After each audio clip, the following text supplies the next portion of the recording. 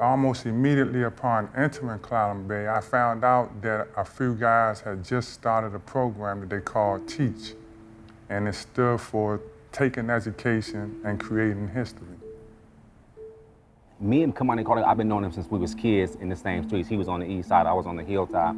So we was really rivals back then, but when he came here, I seen him and he was involved with BPC and he wanted to start a T.E.A.C.H program.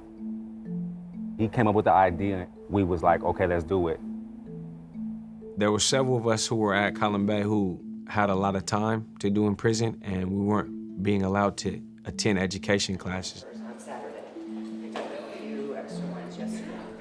The priority for our education department is those individuals with 7 years or less on their sentence. So if you have more than 7 years, which a lot of people do, you don't get a chance to get an education. We wanted to get professors to be able to come out here, but we was too far. So the next thing was, do we either let this program go to waste or do we figure out the way to make it float? So the way that we came up with was, we'll just teach the classes. Just work backwards from here, and then we're just gonna move on. So we knew that we could teach math, we knew that we could teach writing, and so it was more about the skill sets that we already had and being able to just really nurture those and provide those in a classroom setting. 2 and 8, you All right, get and so y equals 4. So a negative and a negative is a positive.